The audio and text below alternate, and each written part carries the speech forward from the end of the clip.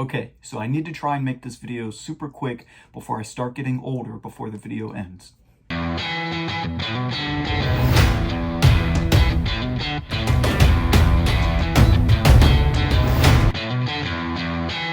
So the new M. Night Shyamalan movie, Old, just came out this weekend.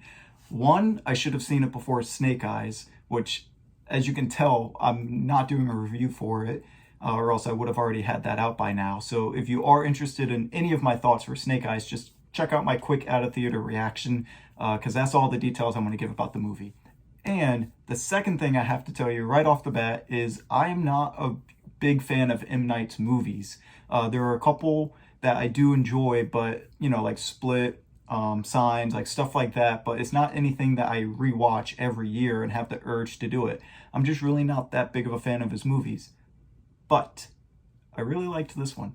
Before I go ahead and get started, don't forget you can check me out on the Only Film Fans podcast, which is on all podcast platforms, including Anchor, Apple, Spotify, and even on YouTube for a video version of it.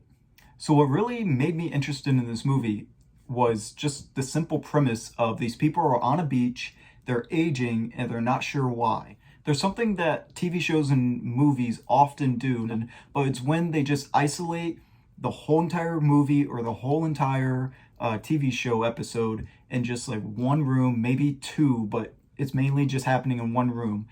I tend to be drawn more towards those types of episodes and movies because there's not a whole lot going on and you can really focus in on the characters. For instance, there's an episode of Friends when they're all getting ready for Ross's dinner or something, but it all takes place in Monica's apartment and no one leaves the apartment. There's an episode of Family Guy where Stewie and Brian are in a safe, trapped in that safe.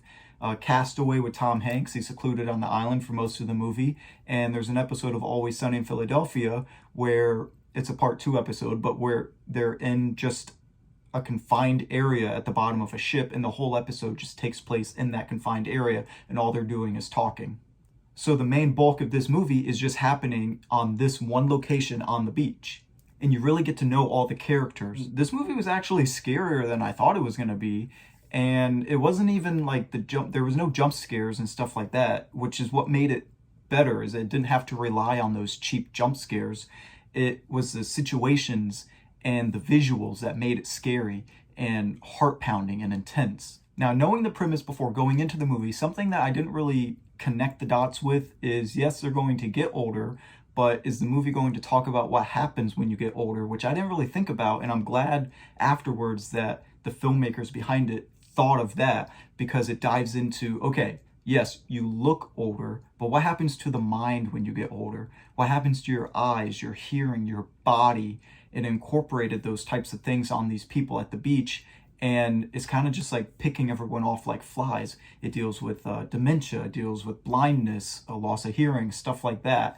And that was one of the more intriguing parts of this movie, and probably because I wasn't thinking about that before watching the movie. So I really did enjoy that they added that concept within the storyline. All the main performers also did a phenomenal job. There's a couple side characters that I mean, they're way better actors than I will ever be, but the main performers definitely carried the weight and the bulk of this movie. People like Alex Wolff, Vicky Krieps, Rufus Sewell, and Gail Bernard. Along with the pacing of the movie, which I feel like it was a pretty good pace, pretty good runtime, I was also happy with how it ended too and how everything wrapped up. I think that maybe some people might have a problem with how it ends. Maybe it wasn't a good enough payoff for them, but for me, the payoff worked and I did enjoy the ending. As a person that's really not a big M. Night fan, I have to say, this movie was really good. And I sat here and thought about it before recording. I really couldn't think of anything that I really disliked enough to tell everyone on YouTube about. So I think that I just have to end the video with all good positive notes on the movie. And I do have to end it because I can feel wrinkles coming. Thanks for watching. Don't forget to hit the subscribe button. See you next time. Snarare get det är också bunset.